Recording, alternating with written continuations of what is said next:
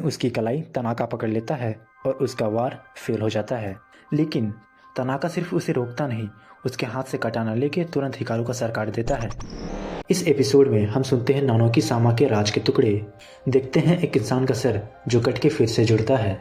लेकिन सबसे बड़ी बात यह है वो एपिसोड जहां हिकारू और योस्की दोनों को एक फाइनल डिसीजन लेना होता है, या तो उन्हें भागना है या फिर यहीं रहना है, जिंदा रहना या किसी और दुनिया में खो जाना। Welcome back to episode 9 of the summer Hikaru died, जहां इंसानियत का असली इम्तिहान अभी बाकी है। एपिसोड की शुरुआत होती है एक फ्लैशबैक से, जहां पे कुरिबयाशी अपने बेहोश बेटे को अपने गोद में लेकर रो रही होती है और उसे माफ़ी मांगती है और अपने घर के टूटे हुए स्लाइडिंग दरवाजे की तरफ देखती है। उसे उस अंधेरे में एक परछाई दिखाई देता है। फिर हम प्रेजेंट में आते हैं। कुरिबयाशी पूछती है, हिकारू वही लड़का है जिसके बारे में तुमने पहले बताया था? योस्की हाँ में जवाब देता है। फिर कुरिबयाशी बताती है कैजुअल डिनर अमेरिका में क्या हुआ था। जो चीज़ उन पे हावी हुई थी वो एक बहुत ही पुरानी और शक्तिशाली इम्प्योरिटी थी, एक श्राप जैसी चीज़ के अंडर कंट्रोल थी।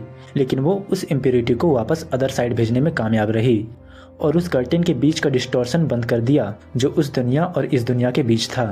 वो कहती है कि हिकारू एक लाइटनिंग रॉड की तरह है जो इम्प्योरिटीज़ को अपनी तरफ खींचता है। जब तक वो माउंटेन में था इम्प्योरिटीज़ वहीं रुक गई थी, लेकिन अब जब वो नीचे विलेज में आ गया है इम्प्योरिटीज़ भी नीचे आ रही है। इसी बीच हिकारू जगता है और सबसे पहला रिएक्शन होता है उसका रिलीफ। उसे देख के खुशी मिलती है कि योस्की सेफ है। कुरिबयाशी उसे तसल्ली देती है, हाँ मैं समझ गई हूँ कि तुम क्या हो, लेकिन मैं कुछ नहीं करने वाली। फिर वो दोनों को टेबल पर बुलाती है और उन्हें खाना ऑफर करती है। वहीं वो अपने मरे हुए पति की कहानी शुरू करती है। वो कहती है कि उसका पति एक इम्प्योरिटीज़ बनकर वापस आया था। उसका बेटा लोरी उसके साथ वीडियो गेम्स खेलता था। स्लाइडिंग डोर के उस रूम के अंदर कुरिबयाशी को लगता था कुछ ठीक नहीं है, पर फिर भी कुछ नहीं कहा। एक दिन लोरी की चीख की सुनाई दी। उसने देखा उसका बेटा बेहोश पड़ा था। स्लाइडिंग डोर के सामने दरवाजे के अंधेरे में से उसका पति झांक रहा था और रो रहा था। वो मानती है हाँ उसका पति एक इम्प्योरिटीज़ था, लेकिन हिकारू वो कुछ और ही है।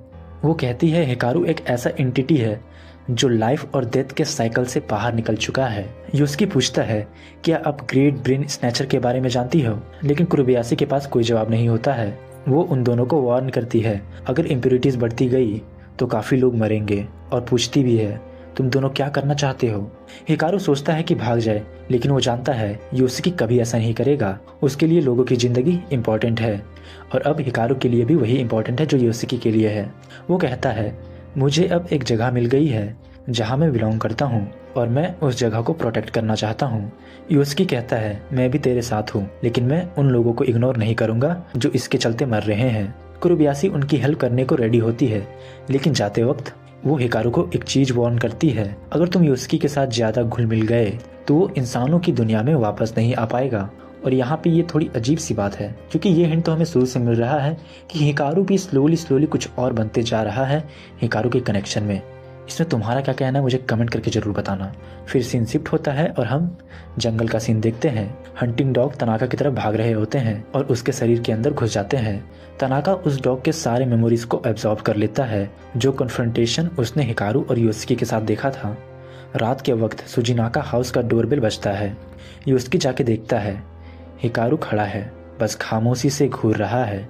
वो योस्की की सोल को ऑब्जर्व करता है और योस्की यहाँ पे कंफ्यूज होता है और कहता है अंदर आओ ना, लेकिन हिकारू बस एक ही लाइन बोलता है सॉरी और चला जाता है। अगली सीन फॉरेस्ट के शेड में है जहाँ योस्की और इंडो हिकारू वक्त बिताया करते थे। क्रोली की ग्रेव के पास योस्की ने एक और छोटी सी ग्रेव बनाई है हिकारू के लिए और उस पर आइसक्रीम ब्रेड छोड़ा है। हिकारू आता है और पूछता है मुझ में और ओरिजिनल हिकारू में क्या फ़र्क है। योस्की बताता है वो ज़्यादा मैच्योर था, कॉम्प्लेक्स था, ट्रबल मेकर था, लेकिन अब वो वापस नहीं आ सकता। हिकारू फिर पूछता है क्या तुम उसे रोमांटिकली पसंद करते थे, और यहाँ पे योस्की जवाब देने से इनकार कर देता है और कहता है तुझे मेरी फीलिंग समझने की ज़रूरत नहीं, और ये भी कहता है तुझे इंसान बनने की भी ज़रूरत नहीं, शायद मुझे तेरा यही रूप ज़्यादा पसंद है। योस्की प्राइवेट में विश करता है काश कोई ऐसी जगह हो जहाँ हिकारू बिना किसी को नुकसान पहुँचाए जी सके। फिर योस्की और हिकारू वापस हिकारू के घर आ जाते हैं और वो सब कुछ रियलाइज करते हैं नानोकी सामा ने किसकी विश पूरी की थी, लेकिन उसके बदले में कुछ लिया था। फिर वो एक मेलेवेंट गॉड बन गया और माउंटेन से बाहर नहीं आ सकता। हिकारू के पुरखों ने एक रिचुअल परफॉर्म किया था हिची सान का यूज करके, शायद नानोकी सामा को सील करने के लिए। योस्की दोबारा याद दिलाता है कुरिबायाशी ने कहा था हिकारू साइकिल ऑफ लाइफ और डेथ से बाहर है और इम्पेरेटिव्स को अट्रैक्ट करता है।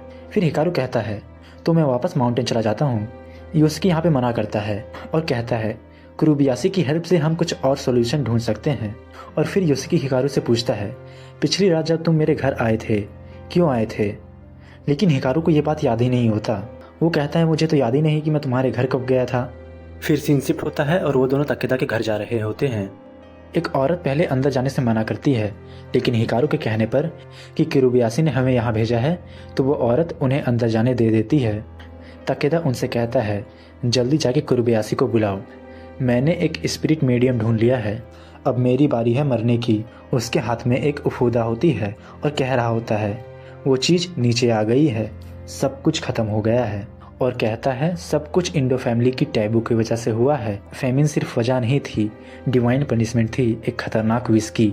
इंडो के मर्दों को माउंटेन्स में जाके माफ़ी मांगनी पड़ती थी। फिर हिकारू पूछता है क्या किया था उन्होंने। तकेदा चिल्ला पड़ता है और कहता है अपने घर का श्राइन देख, तभी समझ आएगा क्यों तेरा नाम इंडो है। योस्की उसे शांत करने की कोशिश करता है पर हिकारू कहता है ये पोजेस हो चुका है। फिर तकेदा का चेहरा बदल जाता है, काले बाल उसके चेहरे पर आ जाते हैं। वो कटाना उठाता है और दोनों पे वार कर देता है, लेकिन उसकी कलाई तनाका पकड़ लेता है और उसका वार फेल हो जाता है। लेकिन तनाका सिर्फ उसे रोकता नहीं, उसके हाथ से कटाना लेके तुरंत हिकारू का सर काट देता है। और यहाँ पे योस्की काफ़ी शॉक्ड हो जाता है हिकारू का कटा हुआ सर देख के। हिकारू का कटा हुआ सर उसके हाथों में होता है और तभी हिकारू के बॉडी और उसके हेड दोनों से अंदर के ऑर्गन बाहर गिर जाते हैं और पूरी रूम में फैल जाते हैं। तनाका का चश्मा गिर जाता है और उसके चेहरे पे चोट लग जाती है। यहाँ पे योस्की काफ़ी डेस्परेट हो रहा होता है। वो हिकारू का सर दोबारा उसकी बॉडी पे लगाता है और कुछ सेकंड बाद मिरेकल हो जाता है। ऑर्गन्स वापस चले जाते हैं और एक हल्का सा लाइन रह जाता है नेक पे और वहाँ पे योस्की बेहोश हो जाता है। और वो जब आँख खोलता है तो हॉस्पिटल में होता है। उसकी माँ पास में होती है और कहती है तकेदा ने तुम पे हमला किया और एक स्कॉलर ने तुम्हें बचाया। यहाँ पे योस्की कहता है पुलिस रिपोर्ट की कोई ज़रूरत नहीं है, पुलिस में केस मत करना। तनाका भी रिफ्लेक्ट करता है मुझे पता चल गया है, मैंने कुछ ढूंढ लिया है। इस दफ़ा वो कमज़ोर था। तभी हाजी में इंटर करता है और कहता है तुम्हारे फादर की डेथ हो गई है हार्ट अटैक से। फिर तनाका कहता है ये मेरी ही गलती थी, मुझे पहले ही समझ जाना चाहिए था, जो ज़्यादा डरते हैं उन्हीं पे वो चीज़ हावी होती है। और वो बताता है बिना चश्मे के वो अंधे थे, ये ब्लाइंडनेस एक स्पिरिट अफ्लिक्शन है और कंपनी ने उसे चश्मा दिया था देखने के लिए।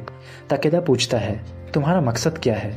तनाका बस कहता है मैं इंसानों के साइड पे हूँ और टेम्पररी विलेज से बाहर चला जाता है। 2 दिन बाद कुरिबायाशी और योस्की हॉस्टल में बैठे होते हैं और हिकारू अभी तक बेहोश होता है। वो दोनों तनाका के बारे में बात करते हैं। कुरिबायाशी कहती है हिकारू जैसी किसी चीज़ को एक्सरसाइज नहीं किया जा सकता, सिर्फ शिफ्ट या लॉक किया जा सकता है। वो योस्की को वार्न करती है अगर कुछ भी गलत लगे तो मेरे घर आ जाना। तभी साइड वाला रूम का टीवी ऑन होता है। एक न्यूज़ रिपोर्ट चल रही होती है दारुमाजुका टनल में एक फील्डिंग यूट्यूबर गायब हो गया। कुरिबायाशी कहती है वहाँ पे टोर्सो बोन्स मिले थे और आर्म बोन्स भी मिले थे उदिकारी में और लेग बोन्स मिले थे आसिदोरी में, लेकिन स्कल कभी नहीं मिले। इट मीन्स ऐसी कोई जगह अभी है जहाँ पे स्कल छुपी हुई है, क्योंकि जैसे कि मैंने पिछले एपिसोड में ही बताया था ये पूरा विलेज एक बॉडी के स्ट्रक्चर में है, तो जाहिर सी बात है हर एक विलेज में कोई ना कोई बॉडी पार्ट होगा ही। फिर योस्की यहाँ पे सोचता है शायद किसी ने हेड ऑफ किया हो किसी वजह के बदले, किसी विष के बदले, और कुबिताची की मास डेथ उसी से जुड़ी हो। और तभी हिकारू जग जाता है और यहीं पे ये एपिसोड ख़त्म हो जाता है। आज हमने देखा एक माँ का सच, एक देवता का पाप और एक दोस्त का दिल जो इंसान नहीं पर सच्चा था। तनाका ने तलवार उठाई, हिकारू का सर काट दिया, पर क्या एक आत्मा जिसका मूल ही उल्टा है उसे काटा जा सकता है। योस्की का दफा उसे संभालता है, पर कब तक। कुरिबायाशी ने कहा है अगर ऐसा ही चलता रहा तो योस्की इंसानों की दुनिया में वापस कभी नहीं आ पाएगा। और हमें इस एपिसोड में एक नए राज की झलक मिलती है, स्कल की कमी। मतलब सब कुछ मिल चुका है लेकिन यहाँ पे स्कल्स अभी तक नहीं मिला है, जिसे भी मिलना पड़ेगा, पर वो कहाँ मिलेगा वो तो हमें आगे के एपिसोड में पता चलेगा। एपिसोड 10 में हम लोग जानेंगे एक टनल जहाँ सिर्फ डार्कनेस नहीं इतिहास भी दफन है। क्या नेक्स्ट टारगेट हिकारू है या फिर इस बार योस्की का सोल ही दाव पे लगने वाली है। इसमें आपका क्या कहना है मुझे कमेंट करके जरूर बताना। तो भाई लोग आज के लिए बस इतना ही। अगर वीडियो पसंद आया हो तो वीडियो को लाइक करना, शेयर करना और अपने मैंथन भाई के चैनल को सब्सक्राइब भी कर देना।